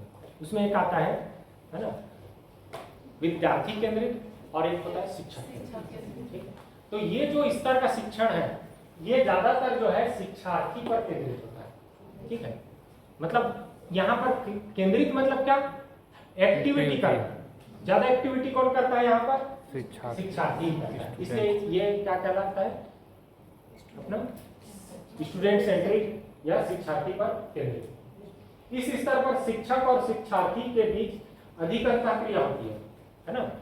टीचर और स्टूडेंट जो है वो एक दूसरे से वार्तालाप, एक दूसरे से कम्युनिकेशन जो है ज्यादा इस लेवल पर करते हैं। ठीक है, जो समझ वाला स्तर था उसमें क्या था, उसमें टीचर ही ज्यादा बोल रहा था प्रेजेंटेशन, वो विचारात्मक चिन्ह जो प्रथम स्तर था स्मरण वाला है ना, स्मरण स्तर का जो शिक्षण था उसमें जो है उसमें टीचर ही टीचर बोल रहा है, स्टूडेंट से कुछ पूछा ही नहीं जा रहा है। ठीक है, तो इसमें जो है यहाँ पर क्या हो जाता है, इसमें शिक्षक और शिक्षार्थी के बीच में अंतःक्रिया, इंटरैक्शन ज्यादा होता है। ठीक है, टीचर जो है बताता है, स्टूडेंट क्वेश्चन करता है, क्रॉस क्वेश्चन करता है। ठीक है, शिक्षण का यह स्तर उच्च वर्ग के लिए उपयुक्त है। आयु वर्ग में जो उच्च वर्ग के होंगे उनके लिए यही स्तर जो है इसी स्तर का शिक्षण जो है उपयुक्त होता है। चिंतन स्तर के शिक्षण के दोष, यह ज्यादातर मानसिक रूप से परिपक्व बच्चों के लिए ही उपयुक्त है। ठीक है, मतलब वही बड़े स्तर का है उसी के लिए, बाकी स्तर के लिए उतना उपयोगी नहीं है। ठीक है, आप छठी कक्षा में गए और विचार करो कि आपके देश की अर्थव्यवस्था ऐसी है, इसमें आप सुझाव क्या देंगे इसको सुधारने के लिए, या फिर और अपने देश की इकोनॉमी को 5 ट्रिलियन इकोनॉमी पहुंचाने में आप कैसे करेंगे, तो वो विचार कर पाएगा क्यों? नहीं कर पाएगा, है ना? लेकिन आप इकोनॉमिक्स में जो एमए कर रहा है उसी स्टूडेंट को अगर बोलोगे तो वो अपना विचार रख सकता है। ठीक है, तो ये स्तर जो है इसके लिए है, ये उच्च स्तर के लिए, परिपक्व बच्चों के लिए। अध्ययन सामग्री ना तो संगठित है और ना ही पूर्व नियोजित या व्यवस्थित है। इसमें ओपन है ना, सब चीज स्वतंत्र है, आप कहीं से भी कुछ भी पढ़ सकते हो, है ना। लाइब्रेरी में जाके किसी भी राइटर से आप अध्ययन कर सकते हैं, है ना। आपका जो सिलेबस बना हुआ है उस सिलेबस से बाहर का अध्ययन कर सकते हैं आप। नेट से, इंटरनेट से आप चीजें देख सकते हैं, यूट्यूब से चीजें देख सकते हैं। ठीक है, तो इस प्रकार से इस स्तर में जो है अध्ययन सामग्री संगठित नहीं है। आप मतलब इसमें जो है ज्यादातर जो है डिस्कशन, बौद्धिक चर्चा, परिचर्चाएं, है ना, ये चीजें सम्मिलित होती है। इस प्रकार का अध्ययन जो है सम्मिलित होता है, इसलिए इसका जो है पहले से कोई संगठित या पूर्व निर्धारित सिलेबस या पाठ्यक्रम नहीं होगा। इस स्तर का जो उद्देश्य है, ऑब्जेक्टिव देखते हैं, अधिगमकर्ता के द्वारा समस्या की पहचान, ठीक है, सीख जाता है करना, समस्या क्या है भाई, है ना। स्टूडेंट क्या समझ जाता है इस स्तर में, क्या समस्या है, चाहे वो किसी भी क्षेत्र से हो, अपने किसी भी विषय स्पेसिफिक क्षेत्र हो। ठीक है, अधिगमकर्ता में समस्या समाधान की क्षमता का विकास हो जाता है।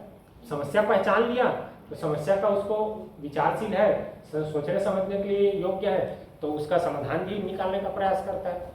ठीक है, आलोचनात्मक तथा सृजनात्मक चिंतन का विकास। ठीक है, आलोचना करना, ठीक है, आलोचना करना कितना ये हायर लेवल का चिंतन स्तर का ये शिक्षण प्राप्त करना पड़ता है किसी की आलोचना करने के लिए। ठीक है कि नहीं। दो महिलाएं जो है बैठी हुई हैं, अड़ोसी पड़ोसी बैठी हुई हैं और किसी तीसरे पड़ोसी की आलोचना कर रहे हैं कि वो ऐसी है वो ऐसी है, तो कितने हायर लेवल पर लोग। तो आलोचना करना मतलब मेरिट्स डिमेरिट्स को देखना, वो आलोचना का लोग बुराई करना नहीं होता ना। ठीक है, आलोचना करना मतलब कि मेरिट्स डिमेरिट्स दोनों को, अच्छाई बुराई दोनों को देखना ही क्या कहलाता है, आलोचना। ठीक है, उसको एक शब्द उसके लिए समालोचना होता है, सम शब्द जुड़ जाता है उसमें। ठीक है, समान रूप से आलोचना करेंगे, अच्छाई भी बताएंगे बुराई भी बताएंगे। ठीक है, तो आलोचनात्मक सृजनात्मक चिंतन का विकास, आलोचनात्मक चिंतन के साथ साथ सृजनात्मक चिंतन का इसमें विकास होता है। सृजनात्मक सृजन करना, क्रिएट करना, ठीक है, निर्माण करना, वही संश्लेषण। ठीक है, तो इस स्तर का जो है विकास हो जाता है इस स्तर पे शिक्षण। मौलिक तथा स्वतंत्र चिंतन का विकास होता है। मौलिक मतलब जो खुद का हो, मौलिक कर्तव्य। ठीक है, स्वतंत्र मतलब कि कोई बंधन नहीं है उसमें। तो खुद का स्वयं से वो नए चीज का सृजन कर सकता है, नए चीज का संश्लेषण कर सकता है, मतलब वो क्या हो गया, उसकी मौलिक हो गई। और किसी भी प्रकार से किसी भी क्षेत्र का या किसी भी विषय वस्तु का वो जो है अध्ययन कर सकता है या उसके बारे में अपना विचार व्यक्त कर सकता है, मतलब वो क्या हो गया, वो स्वतंत्र चिंतन हो गया। क्लियर है। तो मौलिक और स्वतंत्र चिंतन का विकास इस स्तर पर होता है। कल्पना शक्ति का विकास होता है। ठीक है, जब सोचने समझने की शक्ति अगर आपकी ज्यादा होगी तो आप चीजों को, कुछ चीजें जो चीजें आप देखे नहीं है, है ना, जिन चीजों के बारे में आप प्रत्यक्ष नहीं हुए हैं, उन चीजों के बारे में भी आप अपने मस्तिष्क में कोई कल्पना कर सकते हैं या कोई विचार ला सकते हैं, वो कहलाता है क्या, कल्पना शक्ति। ठीक है, सक्रियता में वृद्धि होती है इससे, ठीक, एक्टिव हो जाता है स्टूडेंट, कुछ ना कुछ उसको करना रहता है। खासकर आप जो है आप पीजी लेवल पे आ गए, अब पीजी लेवल पे देखना आप लोग को बहुत सारी चीजें कराई जाती हैं। ठीक है, पहले जो है आपको सेमिनार नहीं बनवाया जाता था, सेमिनार बनवाया जाता है। ठीक है, आपको जो है वीकली टेस्ट आपका वहाँ पर आयोजित किया जाता है। ठीक, तो ये जो लेवल है, इस लेवल पे जो है स्टूडेंट की एक्टिविटी जो है बढ़ जाती है। ठीक है, सक्रियता जो है बढ़ जाती है। नेक्स्ट देखते हैं इसमें इसकी संरचना, चिंतन स्तर का, विचारात्मक स्तर की संरचना जो है वो मूल रूप से समस्या के समाधान को लेकर के जन्म लेती है। ठीक है, अगर आपके पास कोई समस्या है ना, तो उस समस्या के समाधान के बारे में आप सोचते हैं। ठीक है, तब यहाँ पर जो है चिंतन स्तर का शिक्षण प्रारंभ होता है। ठीक है, आपके पास कोई समस्या है, आप जान नहीं रहे हो समस्या क्या है, तो उसके समाधान के बारे में सोचेंगे?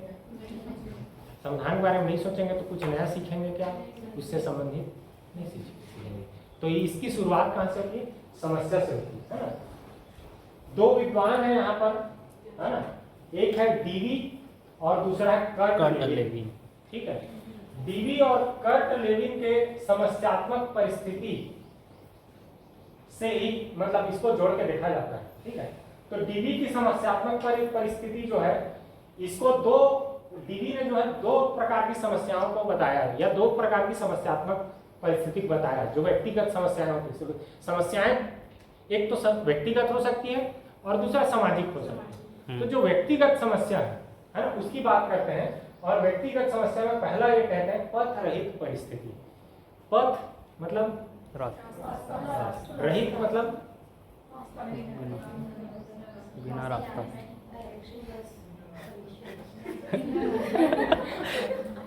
ये शब्द आया रहित। रहित इसका विलोम होता है सहित, मतलब ये बिना और ये साथ। बिना रास्ता के। पेट्रोल पंप पे जाओगे तो शीशा रहित पेट्रोल, तो छत्तीसगढ़ी में रहित मतलब होता है बहुत ज्यादा। तो शीशा रहित मतलब कि शीशा बहुत ज्यादा है इस पेट्रोल में लेड। ठीक है, ऐसा मतलब विचार आता है। फिर धीरे धीरे फिर पता चला रहित मतलब के बिना। ठीक है, और सहित मतलब के साथ। तो पथ रहित, पथ के बिना, पथ नहीं है, कोई रास्ता नहीं है, तो वो वहां पर उस परिस्थिति कहा गया पथ रहित परिस्थिति। आदमी के पास लक्ष्य है कि मेरे को ये बनना है, या मेरे को ये कार्य करना है, या मेरे को ये चीजें प्राप्त करनी है। ठीक है, तो वहां पर क्या हो जाता है, वो उसके लिए उस वहां तक पहुंचना है तो कोई ना कोई तो मार्ग होगा ना, कोई ना कोई एक्टिविटी या क्रियाकलाप होगी जिसको करने के बाद ही वहां तक पहुंचा जाएगा। इस मार्ग के बारे में अगर पता नहीं है तो व्यक्ति जो है किसमें आ जाता है? टेंशन में, तनाव, कि कैसे किया जाए उस कार्य। ठीक है, तो समस्या आ गया, पथ रहित, पथ नहीं है, उसमें रास्ता नहीं है, तो उसको प्राप्त करने के लिए फिर वो क्या करेगा? वो प्रयास करेगा, विचार करेगा। यहाँ से जन्म होता है फिर उसका चिंतन स्तर का शिक्षण या अधिगम। ठीक है, तो इसमें पथ रहित परिस्थिति है ना, और दूसरी स्थिति आती है दो लोक वाली पथ परिस्थिति। लक्ष्य है, पता है कि वहां पहुंचना है और उसके लिए दो ठो रास्ता है, तो टेंशन आ जाता है कि ये रास्ता पकड़ूं कि ये रास्ता को पकड़ूं। ठीक है, ये टेंशन में आ गए, तो उसके लिए फिर समस्या आया तो उसका समाधान खोजेगा कि ये वाला सही है कि ये वाला सही है ना। तो इसको बोला गया दो नोक वाली पथ परिस्थिति। ठीक है, तो यहाँ पर भी क्या कहो? चिंतन स्तर का विकास होगा। चिंतन स्तर के अध्ययन में हम आगे बढ़ेंगे। अच्छा, कभी कभी ऐसी स्थिति हो जाती है कि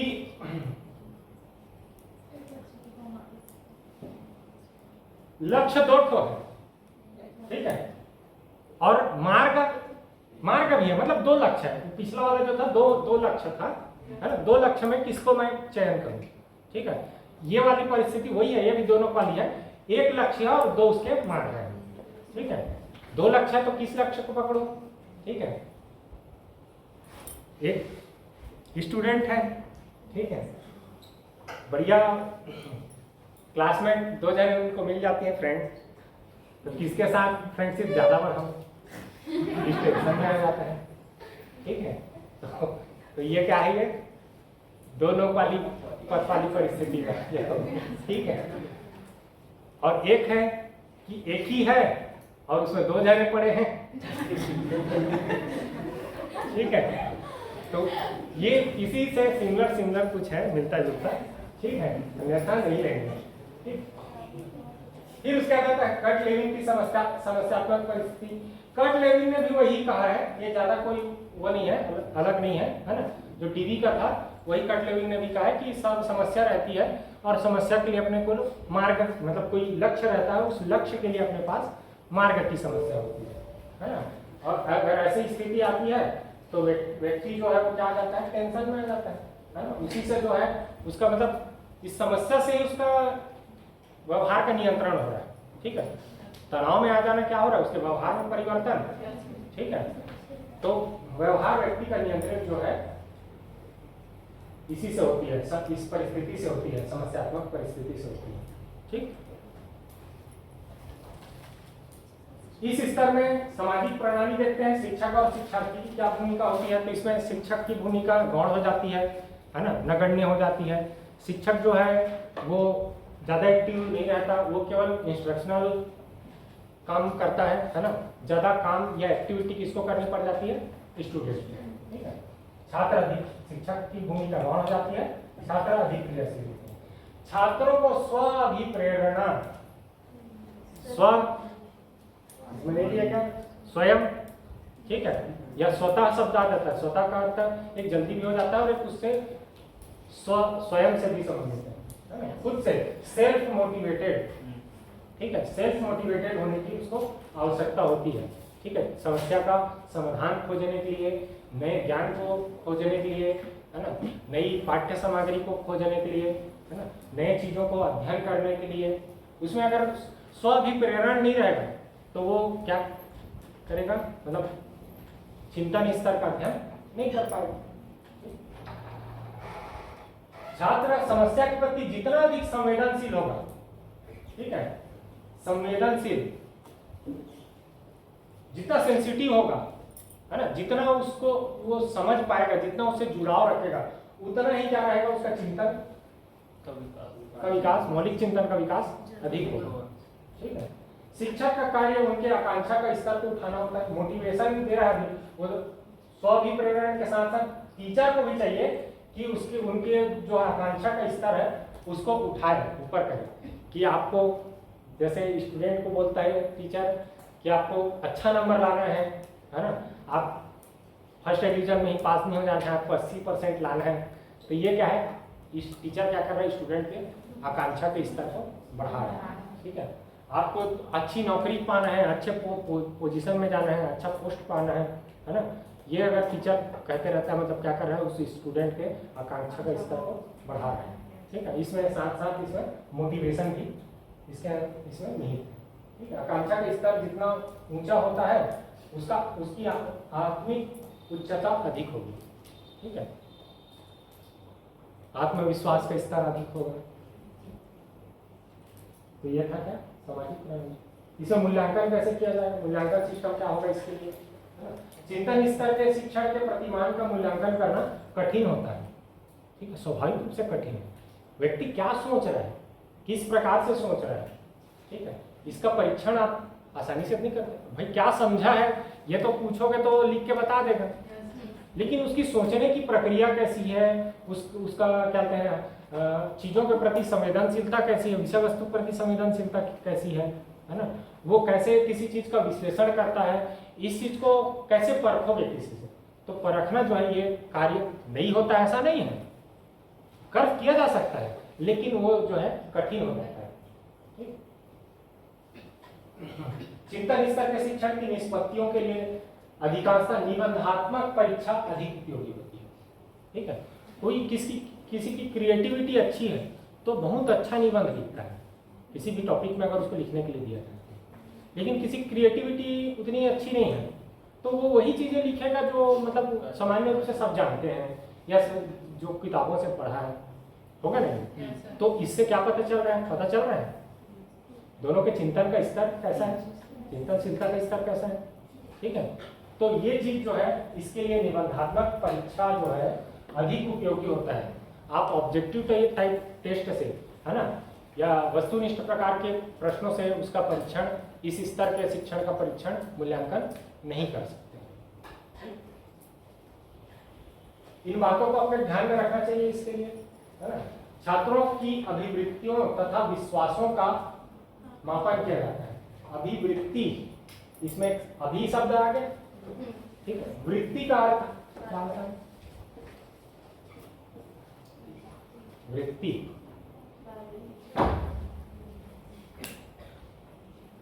वृत्ति का अर्थ होता है काम, काम धंधा, ठीक है, प्रोफेशन, ठीक है। और इसी से फिर इसी में जुड़ जाता है प्रवृत्ति, ठीक है, प्रवृत्ति, और इसी में जुड़ जाता है अभी, तो बन जाता है अभिवृत्ति, ठीक है। तो प्रवृत्ति बोलते हैं तो मतलब कि किसी की वो उसका बिजनेस क्या है, ठीक। बिजनेस मतलब वो क्या करता है, कैसा करता है, कहने का मतलब वो काम धंधा करता है, वही वृत्ति है, ऐसा नहीं है, ठीक है। प्रवृत्ति मतलब उसके सोचने समझने, उसके करने का तरीका, उसका बातचीत करने का तरीका, ये किस में आ जाता है, ये इसको हम क्या बोलते हैं, किसी की प्रवृत्ति, ठीक है।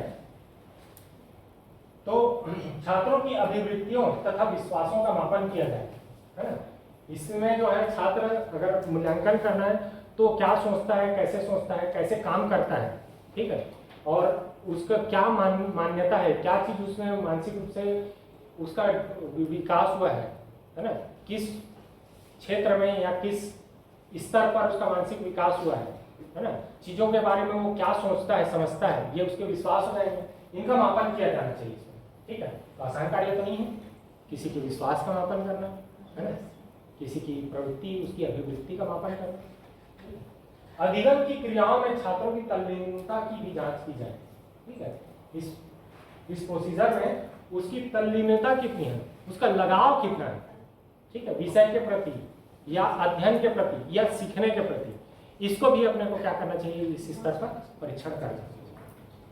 छात्रों की समस्या समाधान प्रवृत्ति का भी मापन किया जाए, ठीक है। समस्या समाधान की इसकी मतलब कितना समस्या का समाधान कर ले रहा है, किसी भी समस्या को उसके सामने दिया जा रहा है तो, है ना, कोई भी क्वेश्चन को कैसे सॉल्व कर ले रहा है ना, किस प्रकार से सॉल्व कर रहा है, इन चीजों का भी परीक्षण अपने को इसमें करना चाहिए।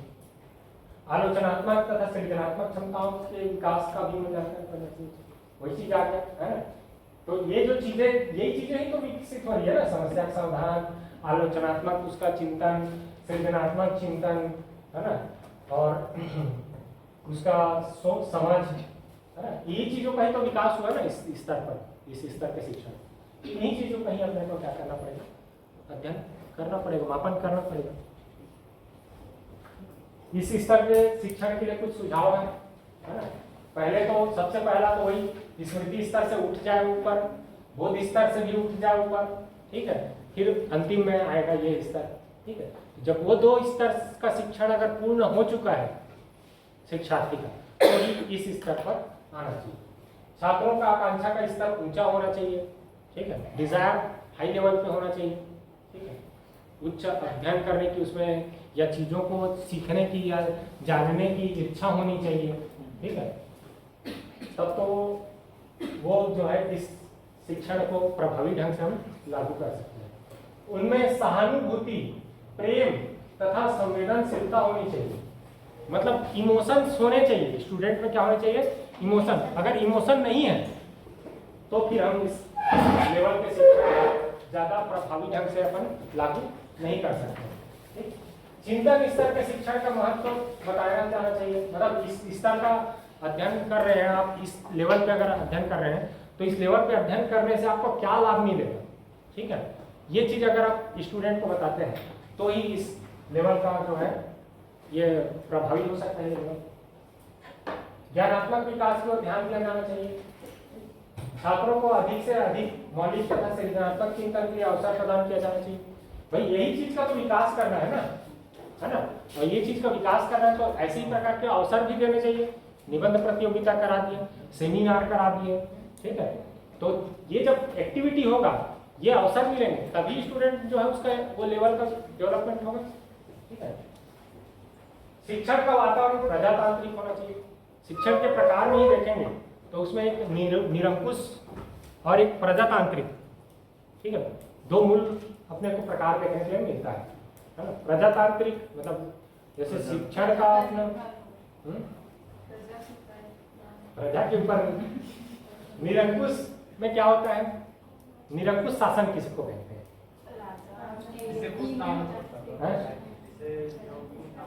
जिसमें कुछ ना हो, जिसमें पूरा राजा कोई एक शासन करता है, ठीक है, राजा का शासन, ठीक है, उसमें कोई नियंत्रण करने वाला नहीं, ठीक है, कोई अंकुश लगाने वाला नहीं, ठीक है, ऑब्जेक्शन लगाने वाला नहीं तो कोई ऑब्जेक्शन लगाएगा तो फिर उसको वो होता है ना, क्या बोलते हैं, नॉर्थ कोरिया, ठीक है, क्या नाम है वो, किम जोंग उन, ठीक है, तो वो जो है कोई भी उसकी आलोचना कर देता है तो फिर उसको निपटा देता है, अगले दिन मिलता ही नहीं है। अरे मतलब रुक गया होगा, काट दो इसको।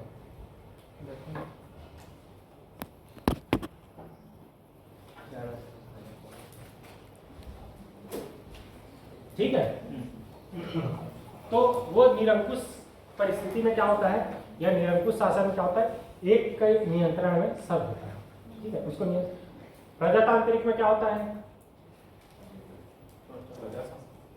मतलब जनता के हाथ में रहता है, जनता नियंत्रित करती है, शासन कैसा हो, नियम कैसा बने, कानून कैसा बने, है ना, शासक कौन हो, हर 5 साल में चुनाव हो रहा है, ठीक है, तो इसमें नियंत्रण करता, मतलब नियंत्रण जो है शासन व्यवस्था किसके हाथ में है, जनता के हाथ में, ठीक है। तो इसी प्रकार जब शिक्षण में देखते हैं तो अगर मैं हूँ यहाँ पर सामने और मैं आप लोगों को निर्देश दे रहा हूँ, मैं आप लोग को पढ़ा रहा हूँ, आप लोग को कुछ नहीं करवा रहा हूँ या आपसे कुछ पूछ भी नहीं रहा हूँ, ठीक है, कैसी शिक्षण व्यवस्था होगी, निरंकुश शिक्षण, ठीक है। लेकिन आपसे चर्चा परिचर्चा कर रहे हैं, एक दूसरे से कम्युनिकेशन, मतलब संवाद और क्या कहते हैं, विचारों का आदान प्रदान कर रहे हैं, आपको एक्टिव रखा जा रहा है, ठीक है, आप एक्टिव हैं, कुछ गतिविधि आपसे कराई जा रही है, डिस्कस कर रहे हैं, आप एक दूसरे से डिस्कस कर रहे हैं, है ना, तो दोनों एक्टिव रहेंगे, टीचर और स्टूडेंट, तो वो क्या हो जाएगा, वो प्रजातांत्रिक, तो उसी को बोला गया है शिक्षण का वातावरण प्रजातांत्रिक होना चाहिए, ठीक है। देखेंगे इसको भी और डिटेल से, प्रजातांत्रिक शिक्षण व्यवस्था, निरंकुश शिक्षण व्यवस्था।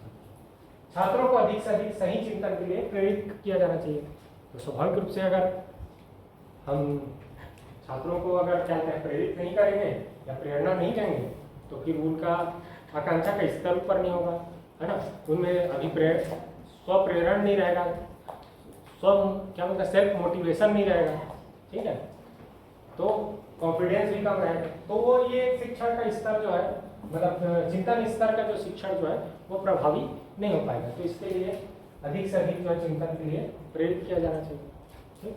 तो ये था अपना क्या, चिंतन स्तर का शिक्षण, ठीक है। आज की क्लास इतनी ही थी, ठीक है, नेक्स्ट क्लास फिर आगे देखेंगे, थैंक यू।